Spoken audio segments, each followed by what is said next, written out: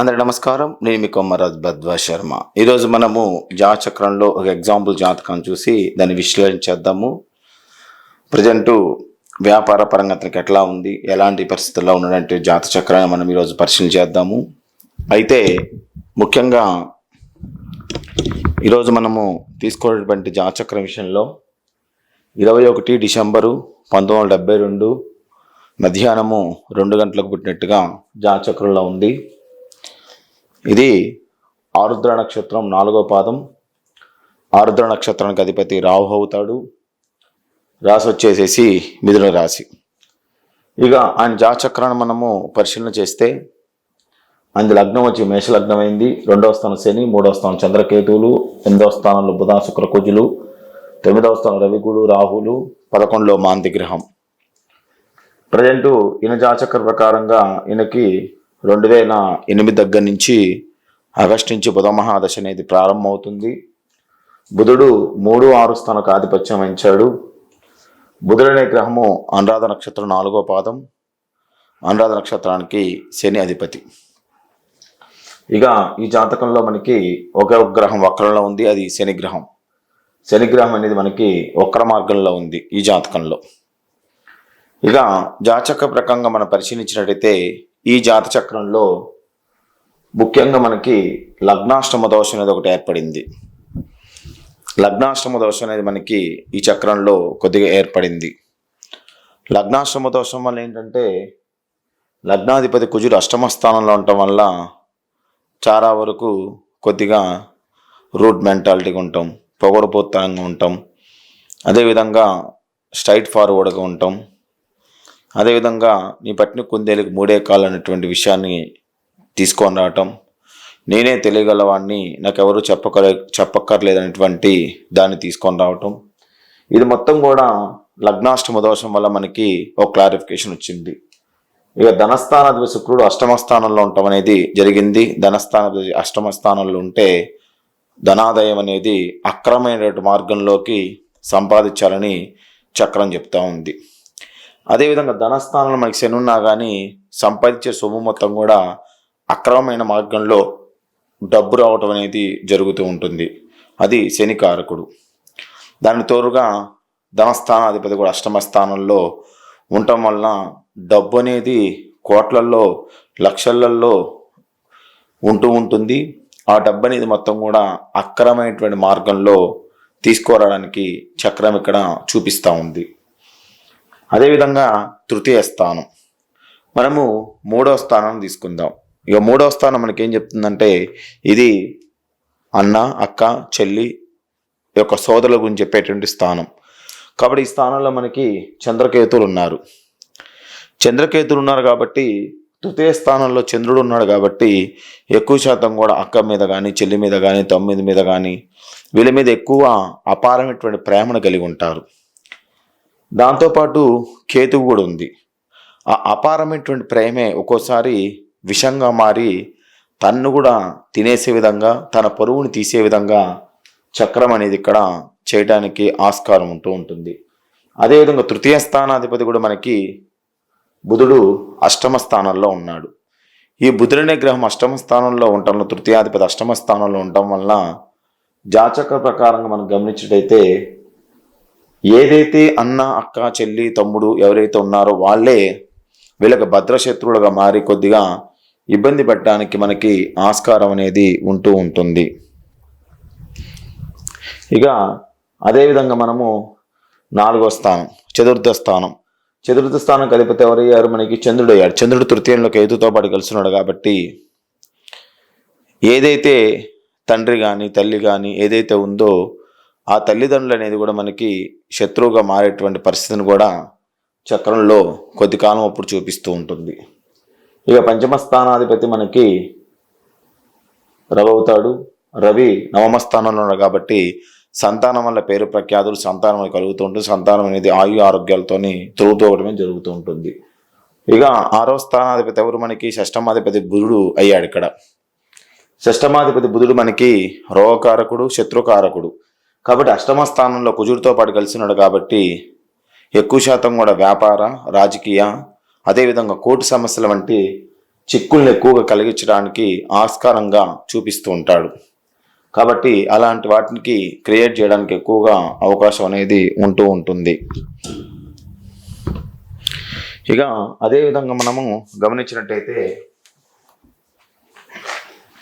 సప్తమాధిపతి 7వ స్థానాధిపతి శుక్రుడు మనకి అష్టమంలో ఉన్నాడు. సప్తమాధిపతి అష్టమంలో ఉన్నప్పుడు ఏంటంటే ఎక్కువ శాతం కూడా లవ్ మ్యారేజ్ చేసుకోవడం కానీ, లేదా దగ్గర ఉన్నటువంటి మేనత్త మేనమామ కూతుర్ని పెళ్లి చేసుకోవడం కానీ, అదేవిధంగా ఏదైతే ఈ యొక్క సప్తమాధిపతి అష్టమంలో ఉన్నాడో కొన్ని రకమైనటువంటి ఆడవాళ్ళతో సంబంధాలు పెట్టుకోవడానికి, అలాంటి వాటికి మొత్తం కూడా ఆయన కారకుడు అవుతాడు. కొన్ని వేరియేషన్స్గా చక్రం అనేది ఇక్కడ చూపించడం అనేది జరుగుతూ ఉంటుంది. ఇక మనము నవమ స్థానంలోకి వద్దాం. అష్టమ స్థానం తీసుకుందాం. అష్టమ స్థానాధిపతి కుజుడు మనకి అష్టమ స్థానంలో ఉన్నాడు. కాబట్టి శత్రుపీడని, చికాకుల్ని, గొడవల్ని, మనస్పర్ధల్ని, అదేవిధంగా ఎప్పుడూ ఏదో రకమైన టెన్షన్స్ని క్రియేట్ చేసి మానసికంగా కుంగదీయడానికి కూడా కారకుడుగా చెప్పబడుతూ ఉంటుంది. ఇక నవమాధిపతి ఎవరైతే ఉన్నాడో, నవమాధిపతి నవమ స్థానంలో ఉన్నాడు. నవమాధిపతి నవమ స్థానం ఉండటం అనేది ఒక రకంగా అది యోగం. అనుకోకుండా అదృష్టాన్ని కలగజేయటం, అనుకోకుండా వ్యాపార మార్గాలను పెంచడం, ధనాదాయాన్ని అనుకోకుండా తీసుకొని రావటం, పేరు ప్రఖ్యాతలు తీసుకురావడం, ఇవన్నీ కూడా మనకి నవమాధిపతి క్రియేట్ చేస్తూ ఉంటాడు. ఇక దశమ స్థానాధిపతి ఎవరైతే ఉన్నాడో శని, దశమాధిపతి 2వ స్థానంలో ఉన్నాడు. కాబట్టి 10వ స్థానం శని ఉన్న 10వ స్థానాధిపతి ధనస్థానంలో కూర్చున్నా కానీ ఆ జాతకులకి ప్రభుత్వం ద్వారా, ప్రభుత్వ ఆదాయాల ద్వారా, లేదా ప్రభుత్వానికి సంబంధించినటువంటి ఉద్యోగస్థి కలగజేయడం కానీ, ప్రభుత్వాలు రాబడిని కలగజేయడం కానీ, వాటికి ప్రభుత్వం ఉన్నతమైన పదవులు క్రియేట్ చేయడానికి కూడా మనకి శని కారకుడవుతాడు. అదేవిధంగా 11వ స్థానాధిపతి ఎవరైతే ఉన్నారో శని కూడా మళ్ళీ 2వ స్థానంలో ఉంది. కాబట్టి ఏదైతే ప్రభుత్వ ద్వారా వచ్చే ఆదాయాలు ఏదైతే ఉన్నాయో ఈ మొత్తం కూడా మళ్ళీ ప్రభుత్వానికే మళ్ళీ ఖర్చు పెట్టడం కానీ, జనాలు ఖర్చు పెట్టడం కానీ, ధనాన్ని వృధాగా నీటి రూపంలాగా మార్చడం కానీ, ఆ విధంగా ఏదో రకమైనటువంటి నష్టాన్ని క్రియేట్ చేయడానికి అవకాశం అనేది ఎక్కువగా ఉంటూ ఉంటుంది. ఇక అదేవిధంగా మనము 12వ స్థానం ద్వాదశాధిపతి. ఈ ద్వాదశాధిపతి మనకి ఎవరవుతాడంటే గురుడు అవుతాడు. గురుడు నవమ స్థానంలో ఉన్నాడు. కాబట్టి 12వ స్థానాధిపతి గురుడు నవమ స్థానం ఉండటం వల్ల ధనాదాయ మార్గాలు మొత్తం కూడా హెచ్చుతగ్గులుగా ఉంటాయి. ధనం అనేది మంచి యోగకరంగా ముందుకు వెళ్ళడానికి, అదేవిధంగా ఖర్చు చేయడానికి మొత్తాన్ని కూడా ఆయనే కారకుడుగా మారేటువంటి అవకాశం అనేది ఇక్కడ కనిపిస్తూ ఉంది. ఇది ఆయన జాతచక్రం. ఇక ఆయన మిథున రాశిలో పుట్టాడు. ప్రజెంటు బుధ మహాదశ అనేది ఆయనకు నడుస్తూ ఉంది. బుధ మహాదశ 3-6 స్థానానికి ఆధిపత్యం వహించి అష్టమ స్థానంలో ఉంది. కాబట్టి బుధ మహాదశ ఆయన్ని ఒక రకంగా చెప్పాలంటే ఇబ్బందులు క్రియేట్ చేయాలి. అదేవిధంగా అష్టమ స్థానంలో ఉంది కాబట్టి ఏదైతే బుధుడు యొక్క నక్షత్రం అనురాధ 4వ స్థానంలో ఉంది, అనురాధ నక్షత్రం 4వ పదం శని నక్షత్రం. కాబట్టి శని ధనస్థాన కారకుడు కాబట్టి ధనాన్ని ఇవ్వాలి. దశమస్థాన కారకుడు కాబట్టి ఉద్యోగస్తుని కలగజేయాలి. అదేవిధంగా 11వ స్థానానికి ఆధిపత్యం వహించాడు కాబట్టి పేరు ప్రఖ్యాతులను తీసుకొని వచ్చి వాటిని నాశనం చేసేటువంటి ప్రయత్నాన్ని కూడా చేయడానికి ఇక్కడ అవకాశం చూపిస్తూ ఉంటుంది. ముఖ్యంగా ఈ జాతచక్రంలో మనం గమనించినట్టయితే బుధ మహాదశ అనేది ఆయనకి 3-6 స్థాన దశ. 3-6 స్థాన దశ అయింది కాబట్టి ఏదైతే తృతీయం అన్నా చెల్లెళ్ళు అక్కా చెల్లెళ్ళు మెయిన్ సపోర్ట్గా ఉండాలి.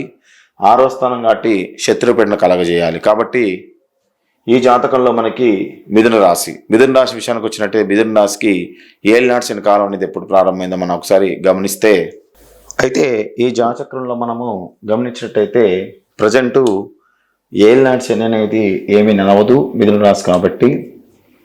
ఇక గోచారం విషయానికి వచ్చినట్టయితే శని 9వ స్థానంలో సంచరిస్తూ ఉంటాడు. గురుడు 11వ స్థానంలో మే వరకు సంచరించి, అంటే ఏప్రిల్ వరకు సంచరించి మే నుంచి గురుడు 12వ స్థానంలో సంచరించడానికి మొదలు పెడతాడు. అదేవిధంగా రాహుకేతువులు 10వ స్థానంలో, కేతు 4వ స్థానంలో సంచరించడం జరుగుతూ ఉంటుంది. ఈ సంవత్సరం మిథున రాశి యొక్క ఆదాయ వ్యయాలు చూస్తే ఆదాయం 5, వ్యయం 5, రాజ్యపు 8, అవమానం మాత్రం 6గా చూపిస్తూ ఉంటుంది. 13వ తారీఖు 5వ నెల 2024 వరకు గురుడు ఈ ఆరుద్ర నక్షత్రం వాళ్ళకి నైదంతారులో 13/6/2024 నుంచి మిత్రతారులో సంచరిస్తాడు. అంటే 13/6/2024 వరకు గ్రహం మొత్తం కూడా మనకి నైదంతారులో సంచరించడం అనేది జరుగుతూ ఉంటుంది. ఇక శని 3/10/2024 వరకు సంపత్తారులో, రాహు 7/7/2024 క్షేమతారులో, తర్వాత విపత్తారులోకి వెళ్తాడు. కేతువు 11/11/2024 మిత్రతారులో ఉండి అక్కడి నుంచి నైదంతారులోకి సంచారం అనేది చేస్తూ ఉంటాడు. ఇది వాళ్ళ యొక్క గోచారం. ఎందుకంటే గోచారాన్ని మనం బేస్ చేసుకోవాలి, రాశిచక్రాన్ని రెండు కూడా మనం బేస్ చేసుకోవడం అనేది కొద్దిగా ముఖ్యం. ఇక అతని వ్యక్తిగత జాతక చక్రం విషయానికి వచ్చేదైతే 2011లోకి తులారాశిలోకి శని వచ్చాడు. శని వాడి యొక్క రాశి దగ్గర నుంచి అంటే 4వ రాశిలోకి వచ్చాడు, చతుర్థ స్థానం రాశి కాబట్టి 4వ రాశి కాబట్టి పితృస్థానంలో తిరుగుతున్నాడు కాబట్టి తల్లిదండ్రులకు ఇబ్బంది కలగడం, తండ్రికి లాంటి వాళ్ళకి ఇబ్బంది కలగడం అనేది 2008 నుంచి 2011 సమయంలో జరగడానికి ఆస్కారాలు ఎక్కువ చూపిస్తూ ఉంటుంది. ఇక బుధుల్లో కేతు వచ్చినప్పుడు కేతు అనేది వారి జాతచక్రంలో 3వ స్థానంలో ఉన్నాడు కాబట్టి 3వ స్థానంలో చంద్రుడితో పాటు కలిసినాడు కాబట్టి కేతు అనేటువంటి గ్రహం వలన కోర్టు సమస్యలు, బుధుడికి కేతువు ఆయన యొక్క క్షేత్రంలో కూర్చున్నాడు కాబట్టి కొద్దిగా పాప ఫలితాలు ఇవ్వాలి కాబట్టి ఆ సమయంలో 11, 12 కోర్టు కేసులు సమస్యలు క్రియేట్ చేస్తూ ఉంటాడు. ఇక 2012లో బుధుడిలో శుక్రుడు వచ్చాడు కాబట్టి ధనస్థానాధిపతి శుక్రుడు అష్టమంలో ఉన్నాడు కాబట్టి అతి అష్ట కష్టాల మీద ఏదైనా సాధించాడన్న పట్టుదలని క్రియేట్ చేస్తూ ఉంటాడు. కాబట్టి 2012లో అతను సొంతగా ఆఫీస్ పెట్టడం కోసమని చాలా ప్రయత్నాలు చేశాడు. ఆ ఆఫీస్ పెట్టేటువంటి ప్రయత్నాల్లో చాలా రకాల ఇబ్బందులు కలగజేయటం అనేది జరిగింది. అదేవిధంగా శుక్రుడు కూడా ధనస్థానాధిపతి అష్టమ స్థానంలో ఉన్నాడు కాబట్టి అనేక రకమైనటువంటి కోర్టు సమస్యల్ని, చిక్కుల్ని, చికాకుల్ని, అనేక రకమైనటువంటి చికాకుల్ని వెంటాడుతూ ఉండడం అనేది జరుగుతుంది. ఎక్కడ 2012 నుంచి 2014 వరకు. ఇక 2014 టైంలో బుధ మహాదశలో రవి ఎంటర్ అవుతుంది. బుధ మహాదశలో రవి అంటే రవి నవమ స్థానాధిపతి. రవి ఎంతైనా నవమ స్థానాధిపతి అయినప్పటికీ ఇక్కడ రాహుతో పాటు కలిసి ఉండటం జరుగుతూ ఉంటుంది. కాబట్టి రవి నవమ స్థానంలో ఉంటాడు. పంచమాధిపతి నవమ స్థానం ఉండటం వల్ల అది 60% బలాన్ని 40% నష్టాన్ని క్రియేట్ చేయడం అనేది ఇక్కడ జరుగుతూ ఉంటుంది. కాబట్టి ఏదైతే రవిగ్రహం ఉందో ఆ టైంలో వాళ్ళకి కొద్దిగా పేరు ప్రఖ్యాతల్ని, మార్పుల్ని చేయడానికి అవకాశం కల్పిస్తారు. కాబట్టి 2014 టైము 12వ నెలలో బుధుల్లో రవి రావటం వల్ల ఆ సమయంలో ఆయన వ్యాపారం అనేది కొద్దిగా డెవలప్మెంట్ అయింది. ఒక 70%లో ఒక 100%లో 60% నుంచి 70% వరకు వ్యాపార అభివృద్ధి చేశాడు. ఇక 2015, 16, 17 మొత్తం కూడా ఏదైతే వ్యాపారాన్ని పెట్టాడో ఆ వ్యాపారం వల్ల దాన్ని నెట్టుకోరావడం కోసమని చిక్కుల్ని, చికాకుల్ని, సమస్యల్ని మొత్తాన్ని తీసుకొని రావడానికి బుధుల్లో చంద్రుడు కారకుడు అవుతాడు. చంద్రుడు అనే గ్రహం మనకి 3వ స్థానంలో ఉంది కాబట్టి ఇక అన్నా చెల్లెల్ని, అక్కా చెల్లెలకు సంబంధించిన బేసింగ్ చేయడానికి, అదేవిధంగా వాళ్ళ మధ్యలో మనస్పర్ధను క్రియేట్ చేసేటువంటి చక్రంగా మానసిక ఇబ్బందుల్ని, స్ట్రెస్ని ఎక్కువగా క్రియేట్ చేసే విధంగా చక్రం 2015 నవంబర్ అంటే అప్రాక్సిమేట్ 2016 నుంచి చెల్లితోని, అన్నతోని, అక్కతోని ఎవరితో అవుతున్నారో వాళ్ళతోని మనస్పర్ధలు క్రియేట్ చేసి అవి 17 వరకు చిన్న చిన్నగా కొనసాగడం అనేది జరుగుతూ ఉంటుంది. రాహు రాగానే వాటిని పెద్దగా చేయడం అనేది జరుగుతూ ఉంటుంది. ఇక ఏదైతే ఉందో ఈ 2015, 16, 17 బుధుల్లో చంద్రుడు వచ్చాడు కాబట్టి చంద్రుడు తృతీయాధిపతి అవుతాడు కాబట్టి ఎక్కువ శాతం కూడా ఈ బుధుల్లో చంద్రుడు వల్ల ఏంటంటే మానసికంగా స్ట్రెస్ అనేది ఎక్కువగా ఉంటుంది. అనేక రకమైనటువంటి అపాయాలు కలగటం, అనేక రకమైనటువంటి ఇబ్బందులు కలగటం, ఇలాంటి వాటిని క్రియేట్ చేయడానికి, ఆరోగ్యపరంగా సఫర్ అవ్వడానికి కొంచెం ఇబ్బంది పెడుతూ ఉంటారు. ఇక బుధుల్లో కుజుడు రాగానే 2017, 18 కుజుడు ఆయనకి లగ్నాష్టమాధిపతి కాబట్టి మూర్ఖత్వంగా ప్రవర్తించడం, బాగా మూర్ఖత బయటికి వెళ్ళటం, ఏది మడుతుంది బాటి మాట్లాడుకోవటం, ఇష్టానుసారంగా వ్యవహరించడం, దూకుడుతనాన్ని పెంచడం, ఇవన్నీ కూడా బుధుల్లో కుజుడు 2017, 18 కారకుడు అవుతాడు. అక్కడ కూడా దూకుడు పెంచినప్పటికీ కొన్ని సమస్యల్ని మాత్రం క్రియేట్ చేస్తూ ఉంటాడు. ఏదైతే 2018 వచ్చిందో బుధ మహాదశలో రాహు రాగానే రాహు నవమాధిపతి అవుతాడు. రాహు అనేది ఈయన జాతచక్రంలో నవమంలో ఉన్నాడు కాబట్టి ఎట్టి పరిస్థితులలో అతనికి యోగాన్ని కలగజేయాలి. కాబట్టి యోగాన్ని కలగజేయాలి కాబట్టి నవమంలో ఉన్నటువంటి రాహు, బుధుల్లో రాహు 2018 దగ్గర నుంచి అతనికి బలాన్ని చేకూరుస్తూ ఉంటుంది. బలాన్ని పెంచడం, యోగాన్ని పెంచడం, ఏదైతే చెడు పేరు నుందో ఆ చెడు పేరుని మొత్తం కూడా మంచి పేరుగా మార్చడం, ఇలాంటి మొత్తాన్ని కూడా క్రియేట్ చేసి ఆయన వ్యాపారాన్ని మొత్తాన్ని కూడా 2018, 2019 టైంలో అతని వ్యాపారాన్ని విస్తరింపజేస్తాడు. అయినప్పటికీ ఇక్కడ అధికమైనటువంటి సమస్యలకి కారకుడు అవుతూ ఉంటాడు. ఏదైతే మీరు గమనిస్తే 2018, 19, 20 అనేది వ్యాపారం అనేది మందకొడిగా సాగడానికి అవకాశం ఉంటుంది. పెట్టుబడులు ఎక్కువ పెట్టడం, రూపాయి పెట్టాల్సింది 2 రూపాయలు పెట్టడం, 5 రూపాయలు పెట్టాల్సింది 10 రూపాయలు పెట్టడం, డబ్బుని మొత్తం కూడా అధికంగా ఖర్చు చేయడానికి ఇతను ఇక్కడ ఏదైతే పాప సొమ్ముకు సంపాదిస్తాడో ఈ రాహు వచ్చినప్పుడు 2018, 19 టైంలో దాన్ని సగానికి ఖర్చు చేయడానికి కూడా బుధుల్లో రాహు కారకుడు అవుతూ ఉంటాడు. అదేవిధంగా బుధుల్లో రాహు వచ్చినప్పుడు కొద్దిగా అతని యొక్క దూకుడుతనం అధికంగా పెరిగేటట్టు అవకాశాన్ని కూడా క్రియేట్ చేస్తూ ఉంటుంది. ఇది బుధుల్లో రాహు. నెక్స్ట్ బుధుల్లో గురుడు వచ్చాడు. గురుడు అనే గ్రహం మనకి నవమాధిపతి, 12వ స్థానాధిపతి. కాబట్టి గురుడు 2020 నుంచి 2023 వరకు యోగభోగ భాగ్యాన్ని కలగజేస్తూ ఉంటారు. పేరు ప్రఖ్యాతులు మొత్తం కూడా నవమాధిపతి కాబట్టి మళ్ళీ నవమ స్థానం ఉన్నాడు కాబట్టి పేరు ప్రఖ్యాతను క్రియేట్ చేస్తూ ఉంటాడు. ఎప్పుడైతే శని స్టార్ట్ అయిందో, శని ధనస్థానానికి ఆధిపత్యం వహించాడు. అదేవిధంగా శని గ్రహం అనేది మనకి ధనస్థానంలో శని గ్రహం ఉంది. శని 10, 11 స్థానానికి ఆధిపత్యం వహించాడు. కాబట్టి ఎప్పుడైతే శని మహంత స్టార్ట్ అయిందో ధనస్థాన పరంగా ఇబ్బందులు క్రియేట్ చేయాలి. 2023 జనవరి దగ్గర నుంచి మనీ పరంగా ఇబ్బందులు క్రియేట్ చేయాలి అంటే అనేక రకాలైనటువంటి ఇబ్బందులు కలగజేస్తూ ఉంటాడు. అదేవిధంగా అక్కచెలతో సంబంధాలు, బాంధవ్యాలు కూడా ఇబ్బందులు కూడా కలగజేయడానికి అవకాశం ఎక్కువగా చూపిస్తూ ఉంటుంది. ఇక బుధుల్లో శని అనేది 1/2023 నుంచి 9/2025 వరకు అప్రాక్సిమేట్లో ఉంటుంది. ఈ కాలం మొత్తం కూడా శని అనేవాడు దశమ, ఏకాదశమికి ఆధిపత్యం నుంచి శని 2వ స్థానంలో కూర్చున్నాడు కాబట్టి డబ్బులు మొత్తాన్ని కూడా విపరీతంగా ఖర్చు చేయడానికి కారకుడు, కోర్టు సమస్యను క్రియేట్ చేయడానికి కారకుడు, అదేవిధంగా ఎప్పుడో జరిగిపోయిన విషయాలు మొత్తం కూడా తోడడానికి కారకుడు. వీటి మొత్తాన్ని కూడా ఆయన కారకుడుగా చక్రం మారుస్తూ ఉంటుంది.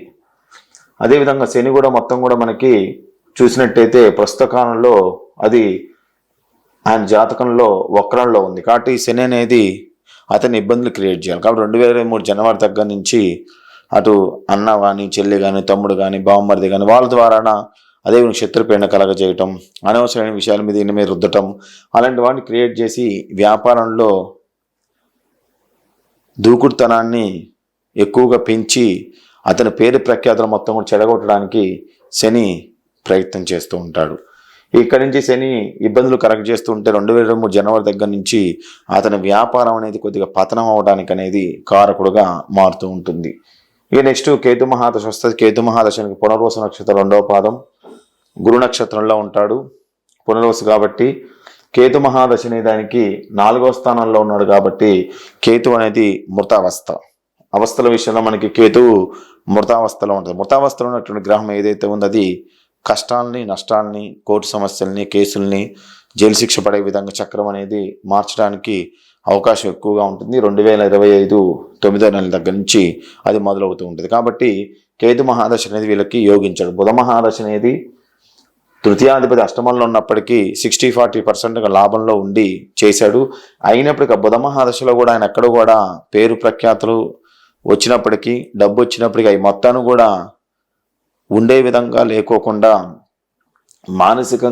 అతనికి మానసిక టెన్షన్ని క్రియేట్ చేస్తూ ఉంటాడు. ఇక ప్రస్తుతం మనం గోచారాన్ని గమనించినట్లయితే ఈరోజు గోచారంలో మనకి చూసినట్టయితే కుజుడు 10వ స్థానం, రాహు 10వ స్థానం, చంద్రసేనులు 19వ స్థానం, అదేవిధంగా కేతువు 4వ స్థానంలో, రవి, బుధ, శుక్ర, గురులు మొత్తం కూడా 12వ స్థానంలో సంచరించడం అనేది ఈ జాతచక్రంలో కనిపిస్తూ ఉంది.